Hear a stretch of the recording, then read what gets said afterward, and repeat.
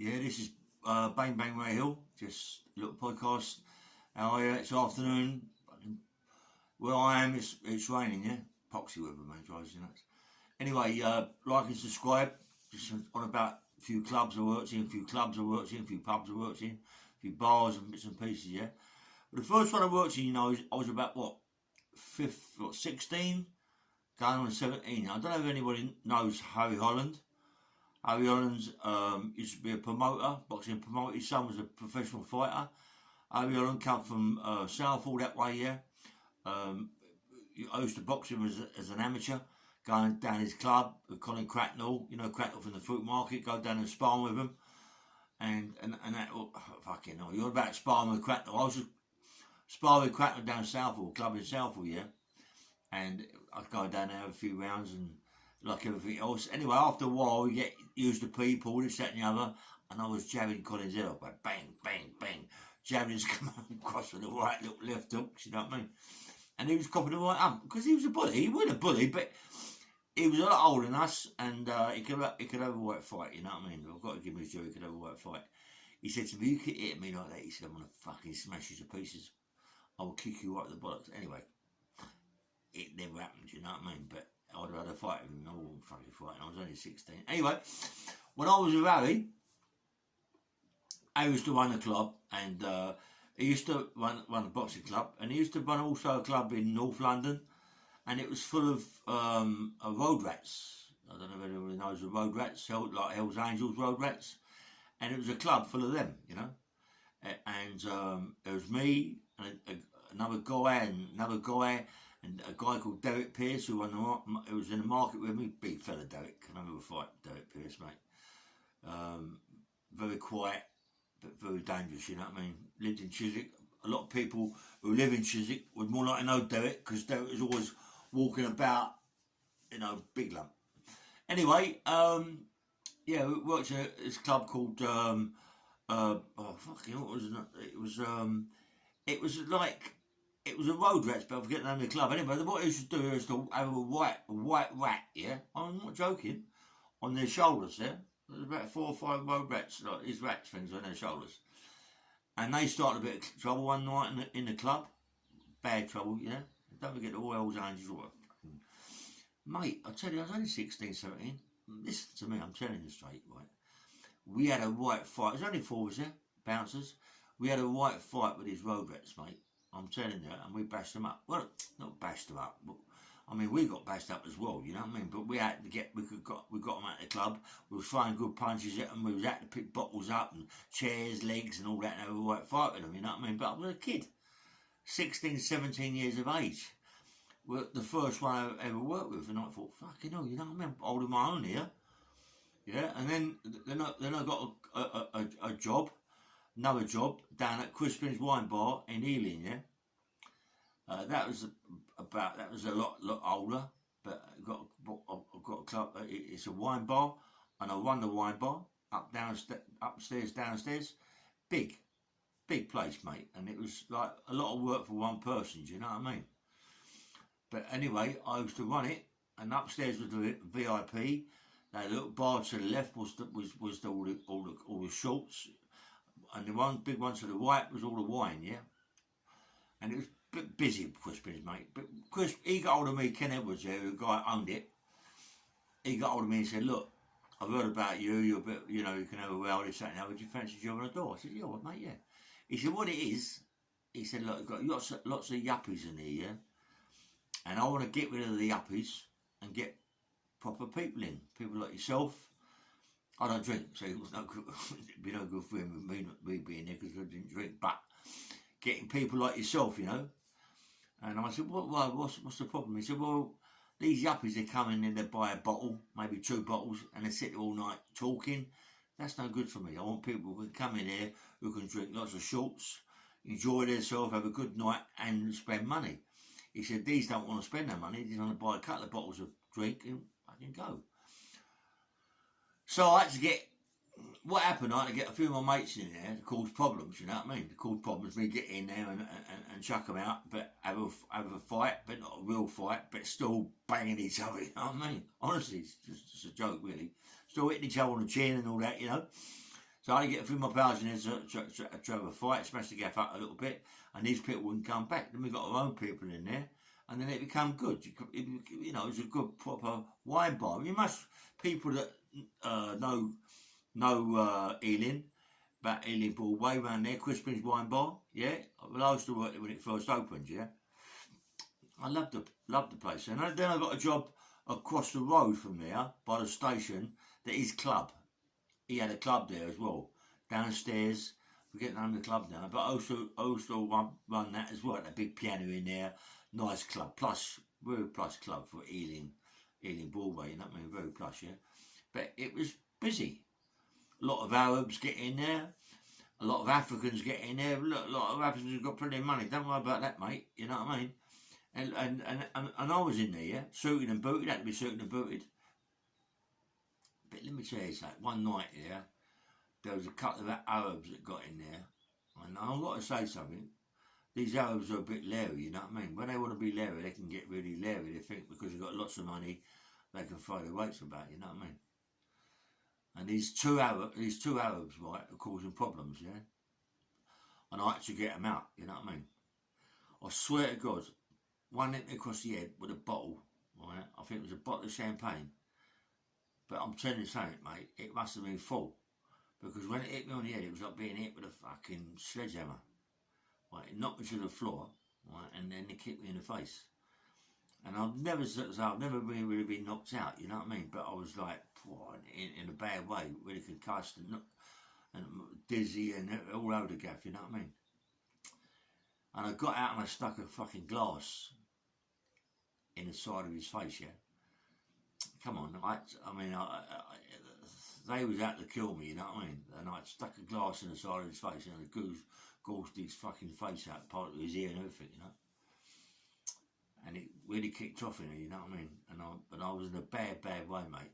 I was in a bad way. I mean, believe it or not, I had a little cut on my head about, an inch, you know? But it fucking done what it done to me, mate. My head was like, in a bad way. It swelled up.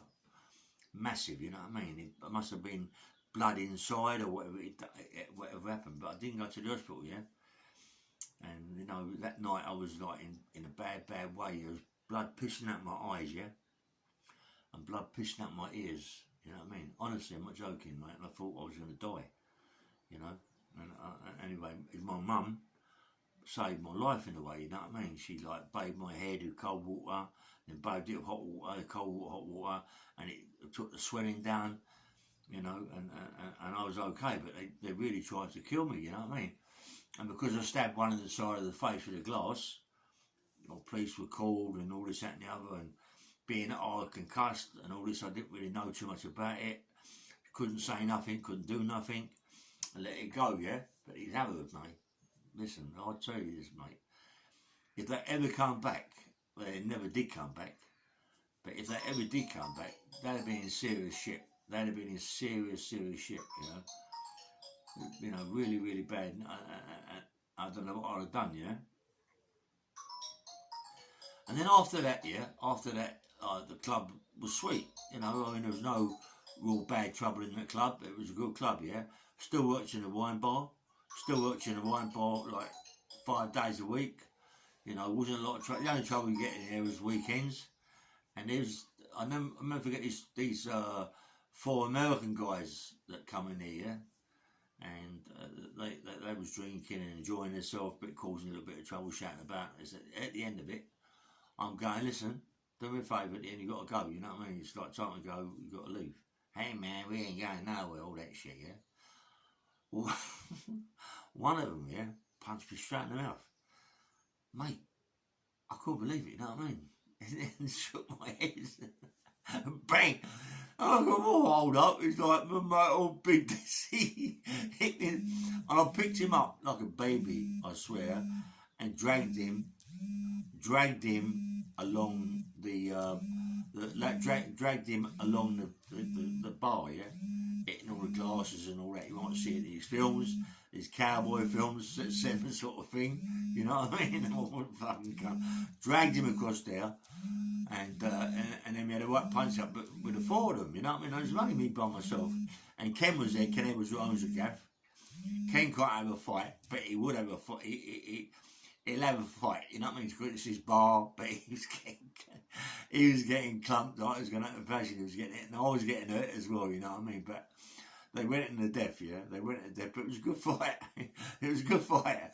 You know when you have these fights and you think, yeah, like you're hurt, you're getting hurt, yeah, but it ain't like life threatening, you know what I mean? It's just like banging in the chin and on the nose and all that around the ribs. But I loved it, you know what I mean? And you know, I hurt them as well as they hurt me, yeah. I got hurt as well, don't worry about that. They bruised my face and all that and done me ribs and they went on the floor, kicked me up, but it was a good little fight, got him out. And Ken loved me, yeah. Ken loved me because I didn't give up. I never give up. I was gonna, you know, if you're gonna have a fight and you want to beat me, you got to beat me proper. Because if you don't beat me proper, mate, give up, yeah, give up. And anyway, so I kept going there and having a good my job. I loved it. I loved it all the time. Fighting as much weekends, always fighting weekends, always having a row, yeah. But I loved the job, yeah. Anyway, and then my mate Dominic McCoy, the McCoy brothers, yeah, Dominic McCoy, come over one day. He said, "Listen, do you want a job in Lucky's? A place called Lucky's in Ealing Broadway, yeah. It was what was the name? It's by the Green.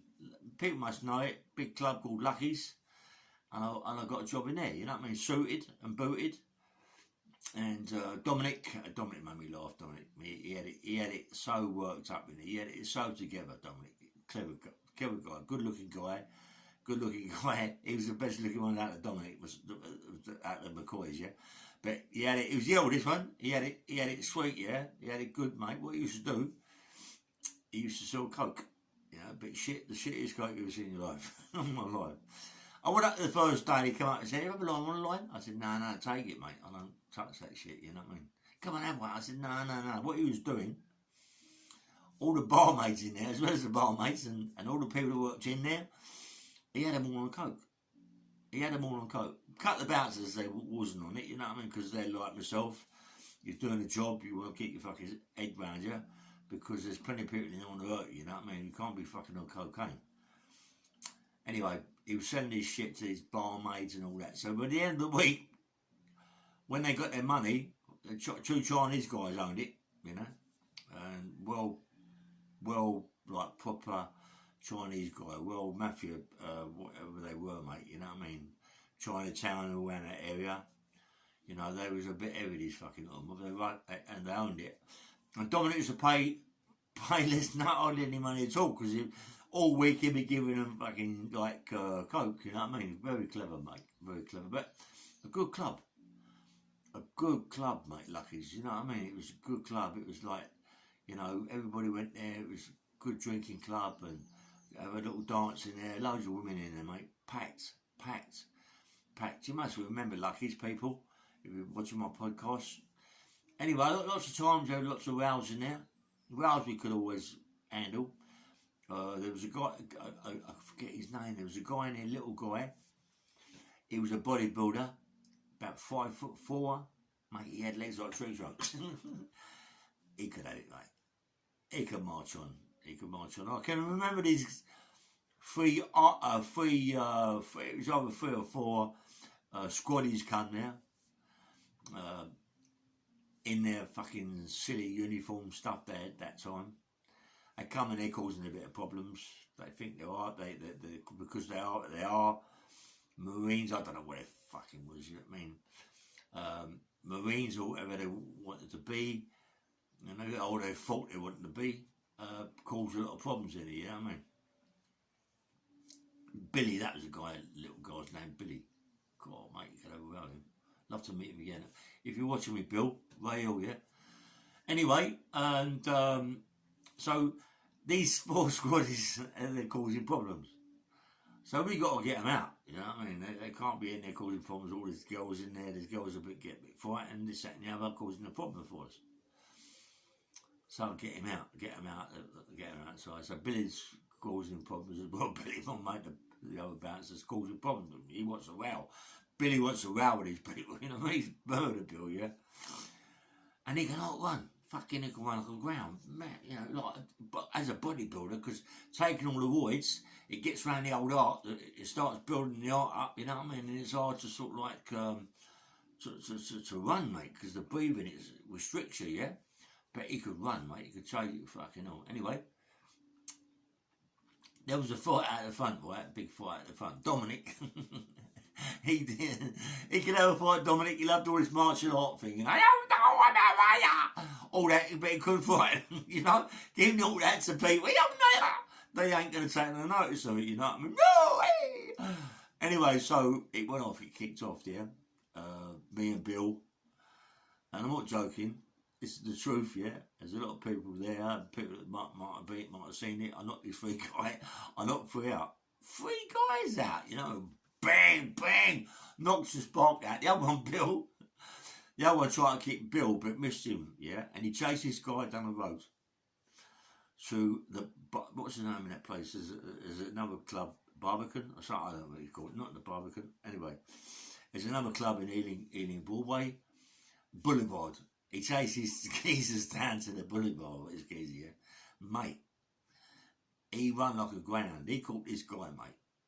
He battered him, you know what I mean? Because we was running behind Bill, thinking, fucking, what's going to happen? And he battered this guy, man. All the bouncers coming to the Boulevard, they shit themselves in his head because they see us all coming, you know what I mean? They were, what's going on? And, you know, and we was really luckies was the ones, you know what I mean? We weren't, we was the ones luckies, and, you know, and I loved it. Anyway, I was there for quite some time. And some girl come in, right, and she's given me a bit of paper. I said, look, this person wants you to go down to a club called Bootleggers in the city, yeah? So, anyway, before that, I get a job down the venue, Victoria Street, for Richard Branson. You know, from Virgin Records, for Virgin Airways, yeah? Richard Branson. What an arsehole, mate. Well, he ain't an arsehole. He's very, very clever. He ain't self-made, like they all think he is. His dad's a High Court judge at St Albans Crown Court, so he ain't self-made, is he, mate? He's been mollycoddled as a kid. He's been got whatever he wants, he gets. One of them children, yeah? So he works hard. Got to say, give him his due. He's an hard guy. He works hard, mate. Yeah, he does work hard. Fair play to him. And anyway, I'm at the venue Victoria, and I'm not swearing. There always used to be. I don't know how I've told you before, but there always used to be lots of trouble there, mate. Always trouble in the venue. Every weekend, from Friday to Sunday, always trouble. I don't know why, but it was like massive, and it was always trouble in there.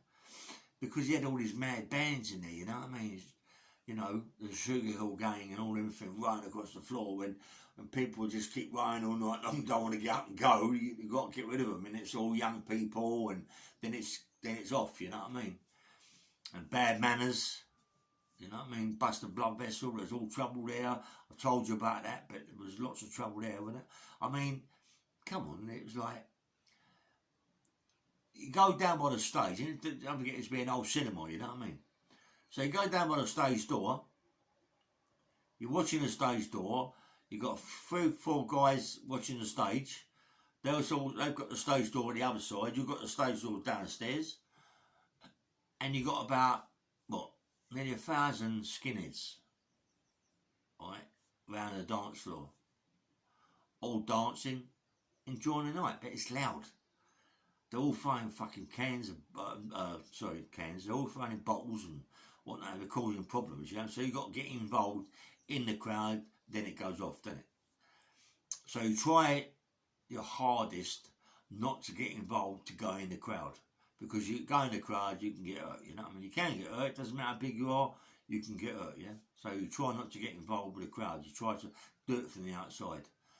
Anyway, fucking bust the blood vessel, the big fat guy, he's going crazy. going crazy. But what we didn't know, that they've already made arrangements with one of the roadies to jump up from the floor onto the stage, hit that bust the blood vessel with a chair. But the chair on the stage, we don't know, is bolster wood, yeah? It's all been rehearsed. It's part of the song, we think. Oh, what? When the guy jumps on the stage and hits him with the chair, it's off. The guys who are on the door, up on the stage, they jump in, get involved because they think it's off, don't they? Bust the blood vessel, goes mad, starts throwing fucking things around at my other people on stage, my bouncers, the other bouncers, and Fred. Well, Fred is a quiet guy. He's a minder, he's a bouncer, and he does a lot of protection work as well. You can have it, yeah? Mate, he bust the blood vessel, smashed into pieces, mate. He really give it him, you know what I mean? Because he went at my mate Fred to hurt Fred. Fred was trying to get him off the stage, and they was trying to cause more problems. And all these skinheads, no, we had to go into the thing downstairs, shut the door, and get behind the stage. Get them all off the fucking stage, get them in downstairs to the dressing rooms, yeah? To be safe. All of a sudden, it's kicked off outside. There's murders out there. Everyone's going, it's crazy. The people, like the staff that work there, that do all the drinks and this, that and the other, they're running to the foyer. They're locking the foyer door so they can't get, it's a cinema, so it's quite solid, the doors, yeah? They're locking the doors, put the chain across so no one can get out. Or no one can get out for the stage. There's trapped there, yeah? But it's murders. They're all having fights with each other. There's just murders.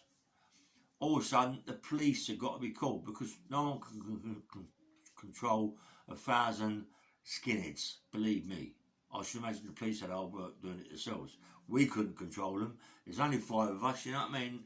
You know, there's no way we could get involved in this because there's going to be a terrible punch up in there.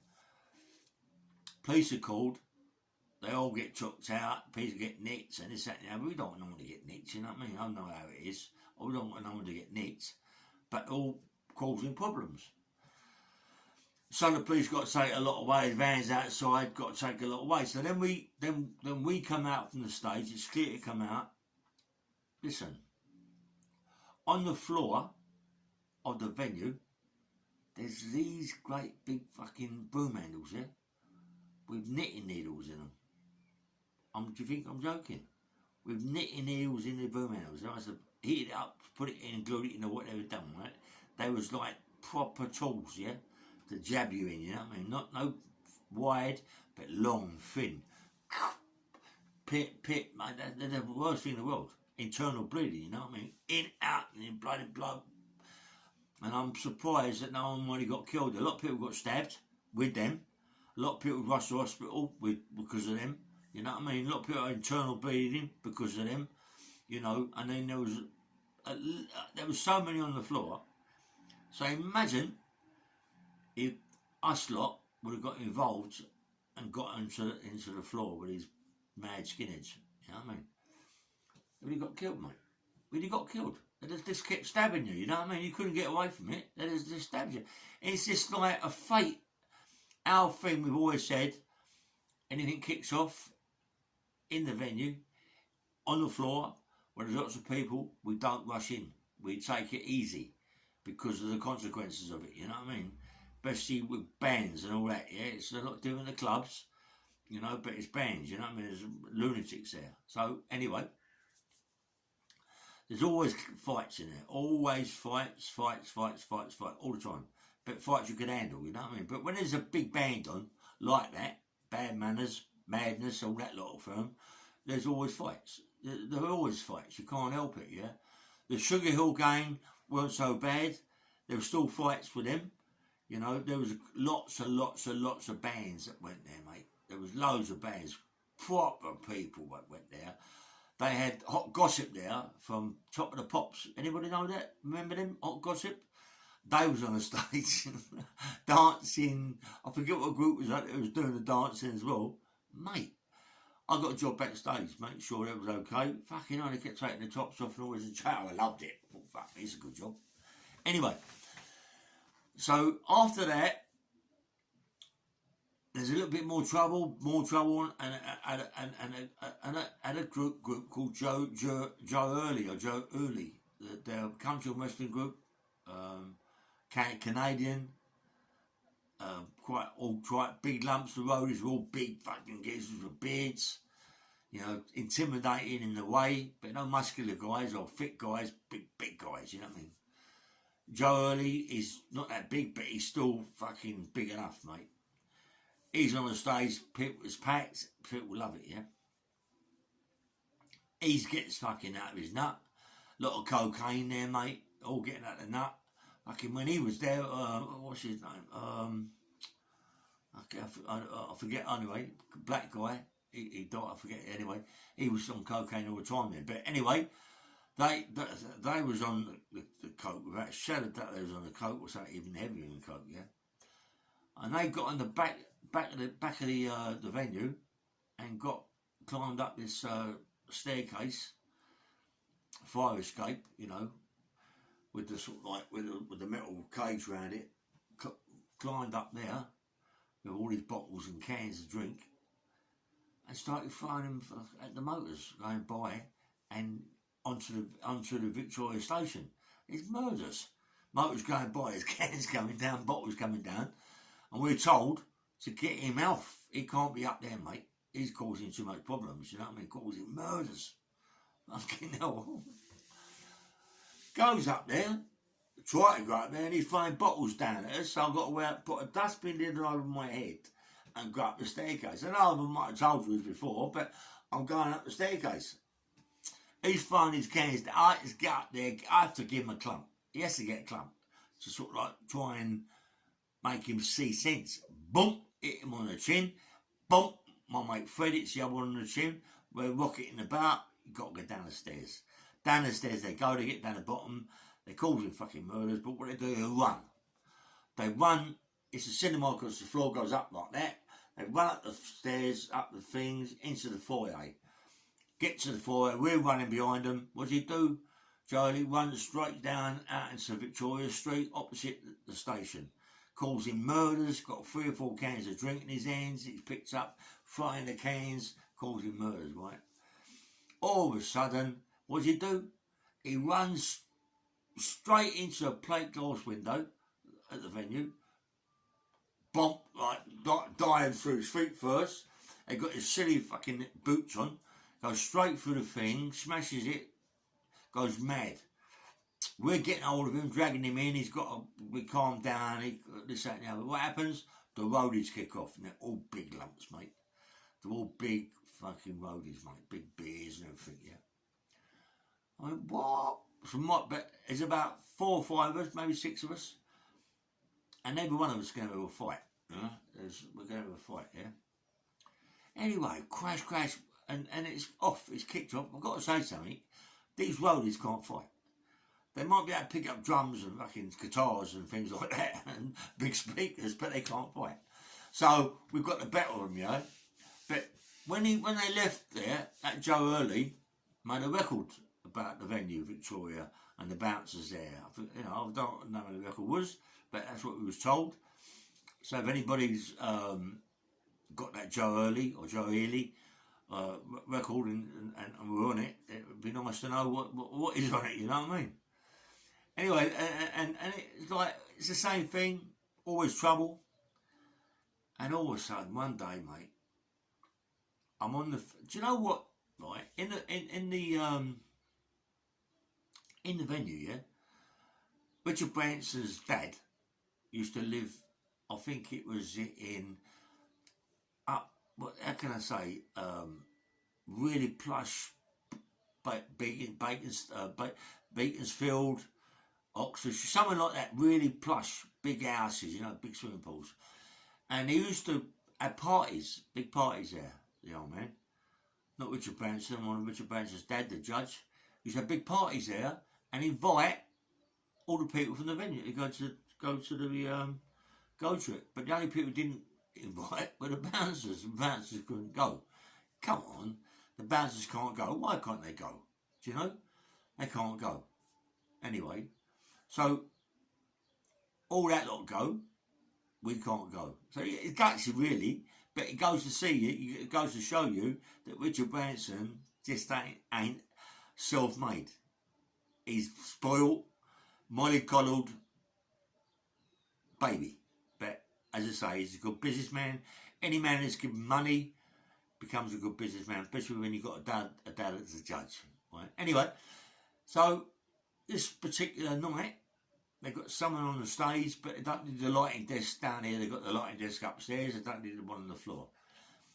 There's this guy playing around with the lighting desk. What's going on? They call me, Ray, someone with the lighting desk got sorted out. Why me? Why me? I don't want to go there. So anyway, I go up to the lighting desk. There's a guy saying, mate, stop playing around with the lights. You know what I mean? You can't be doing it. You can't be doing it. Oh, go away. I'm Richard Branson's friend.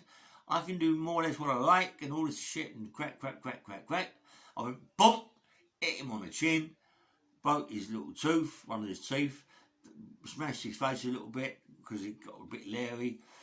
Runs out to the venue, runs out to the door, down to the stairs.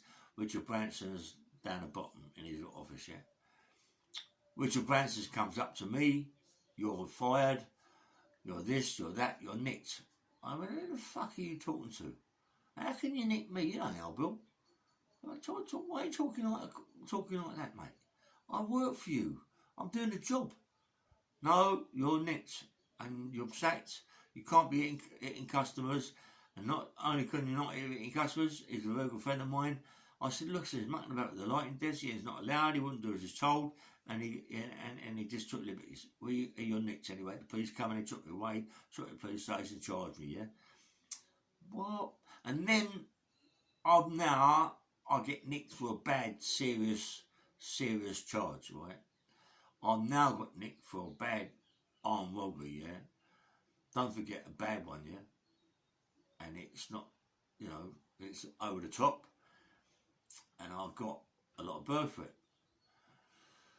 So I'm nicked for it. I'm now in Brixton prison, but I'm now chewed up with Howard Marks, right?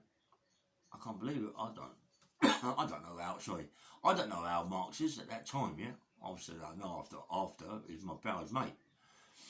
But I don't know who he is. I'm only chewed up for him for a little bit of time, you know, but a right nice geezer, but the geezer's smell. He's one of the guys didn't wash, didn't like water frightened him, always smoking, and I've got to learn a lot about what he was doing and business he was doing. The geezer was absolutely minted, mate. He had fortunes, but I've got to say something about Howard Marks. He never told you too much. He told you enough, but not too much, yeah? Loved him, man. Proper nice guy. Proper nice guy. Really liked him big time, yeah?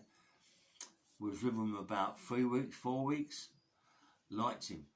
And then they all of a sudden, because I was on this bad charge, they must have been waiting for some room or whatever. They put me into the Cut A unit, which is the little unit in Brixton, a little side fucking a little nice unit. Went in there, I thought, oh, fucking, I'm going to unit now, I'm in trouble, you know what I mean? Goes in the unit, mate, it was like a palace. Went in there, proper people, mate, proper gangsters in there, all in for armed robberies, all the Wembley lot, the Wembley Bank lot with Bertie Smalls, grassed them all up, other people in there, tough people in there, mate. You got Sam McCarthy, Frankie Fellers, listen, so many names, right? From the train robbers, from the Wembley lot, all the Wembley lot in there. I'm not quite sure he's Wilkins, Jimmy Wilkins. I think he was there. Bertie Smalls already grassed them all up. He wasn't there. He must have been somewhere else, yeah. But all that lot was in there, right? Dave Delaney, anyway, Brian Turner. There was loads of people in there, but honestly, nice people, mate. First day in there, took me upstairs, come down the stairs, pie and mash. Pie and mash. Pie and mash in liquor. And they was getting drinks in there as well, you know, having drinks. They just said it the wrong way. Screws didn't want no problem with these people. You know, it was a little wing. It was about, 30 people in there, 25, 30 people. But it was nice. It was nice, relaxing, little television, relaxing. No problems. Sam McCarthy used to go on my back. Oh, Sam. I think it was a fucking flyweight, cruiserweight, whatever, not cruiserweight, flyweight, featherweight, champion, British champion, Sam McCarthy. Very, very posh. Talk, hello, how are you? I thought he was gay, but he ain't gay, mate. He can never work around. But you don't have to be, still, gay people can never work around. You've got Fish, my mate Fish, he can never work around. He's gay, but he can never fight. Anyway. And I loved it in there, mate. I was getting whatever I wanted, you know what I mean? I had nothing. All the money that was took from me, I had nothing, mate. So they looked after me, give you everything, yeah? And one day they come into the cell, ill. Oh, fucking awesome. Come on, mate, you got a police police station interview. What? They want to do an ID in a police station, Stratton police station. What do you mean? I ain't going. We got to go. Come on, it's got to be done. It's that now. Phone my brief up. My brief says my brief will be there. Got to go to the Stratton police station. Go to the Stratton police station. They put me in a cell with about 5 or 6 people, and then they're going to do an ID. But they're going to do an ID in the cell. The flap open, the guy walks by, that's the guy, this is the guy, whatever. The guy one of the guys in the cell is old Bill. He's a police officer. We're all talking to him, he's looking at me all the time. He's a fucking police officer. All of a sudden, the cell opens up, Mr. So he comes out, the guy is a police officer, and let him go. Okay, you've got to go and see your brief, he don't come back in. What does he do? He gets changed into his police uniform. Comes in with a fucking hat on, you know, the flat hat, comes in with that. He's the one who's going to do the ID. So he comes along. I went, you're old Bill, mate. I said, you just come out of here. No, I'm not. I said, yes, you fucking are. So I said, listen, that's the old Bill, isn't it? They go, yes, it looks like him. That's the old Bill. I went, go on, fuck off, mate. You fucking idiot. Go away. No, go away, mate. You're not, no way. Well, I've got to tell you good news.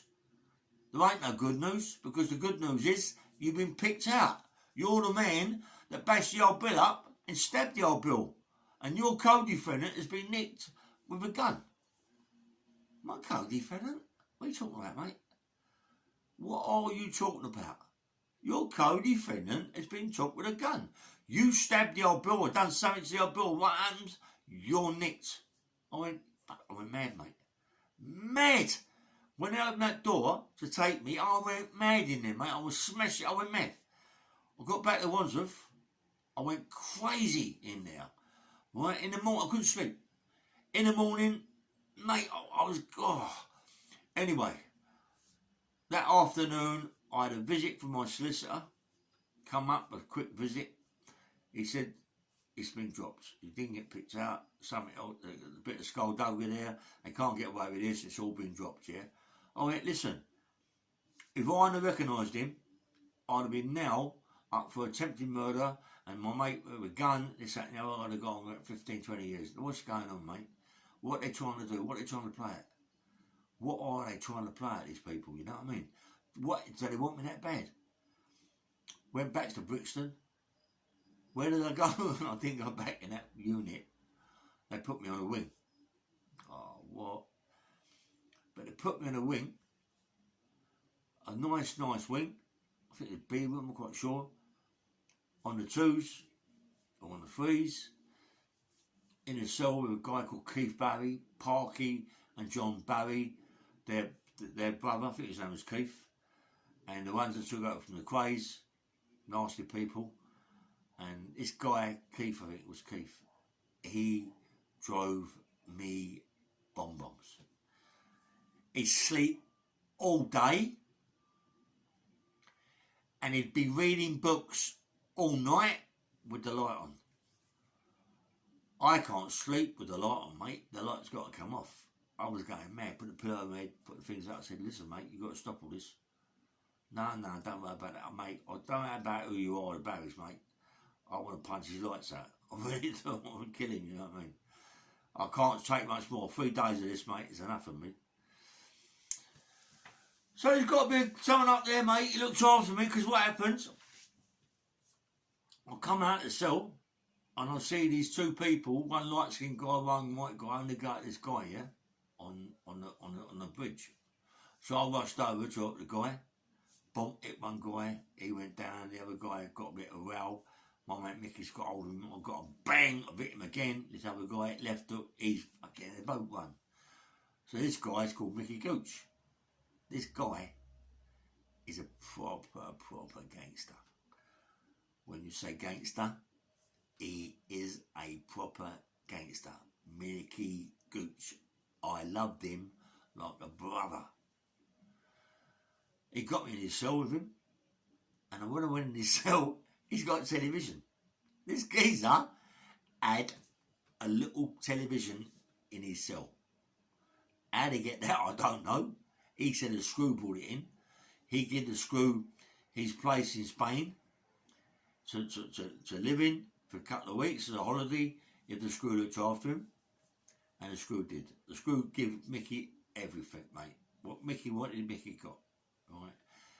And Mickey, he gave me his address, his name, Bosch phone number, everything. I'll give him my name, my phone number, my mum's number, everything, yeah. Got my little bit of bird, my big bit of bird. Then, anyway, I come out, I'm working in Lucky's. Who come along? This bird come along. Your name Ray Hill? Oh yeah, babe, what's up? She said, I've got a little letter for you. It's from Mickey Gooch. Oh, you're joking. I've just done nearly 5 years. And he remembers me, yeah? I went, God, mate, this geezer's the business, you know what I mean? He's the business, mate. I went, my God, you know? I've got 7 and done 4, 8, nearly 5 years out of it, yeah? I've already done... Don't forget, I've already done 18 years, but cut down to 9 before that, yeah? Anyway, so I goes and to Bootleggers, yeah? The club he told me to go down. I go to Bootleggers, as I walk down the stairs, there's all these white settees, leather settees, full of women. Good socks, mate. I went, fucking hell, what a club this is. It's all these birds. They're all brasses. As the kids come down the stairs, they're all fucking brasses. They're all brasses for the guys to pick up, you know what I mean? I went, whoa, this is a bit near the mark, isn't it? I love this, mate. This is a nice club. All of a sudden, I'm looking about, can't see Mick. But as I go to the bar, I notice this guy, fair hair, fucking shirt sleeves pulled up here. His jacket he had on, not shirt sleeves, jacket sleeves up here. His jacket he had on was George Armani or something like that, or Versace's. Well, class. It might have been some special shop in Oxford Street, but it was all like patterns, his jacket. It was the boom. Anyway, I went to the bar, and he come over, he went, hello, you baby. He cuddled me, kissed me. Hello, mate, come on, how you going? Mate, come on. Yeah, I must have done 5, 6, been away for 5 or 6 years, you know what I mean? And he remembered me, mate. Listen, I'm going to end it there. It's a good story onwards, mate. Let me tell you, I'll end it there. Finish off tomorrow. Take care and subscribe, and I love you. Take care, have a nice night, yeah?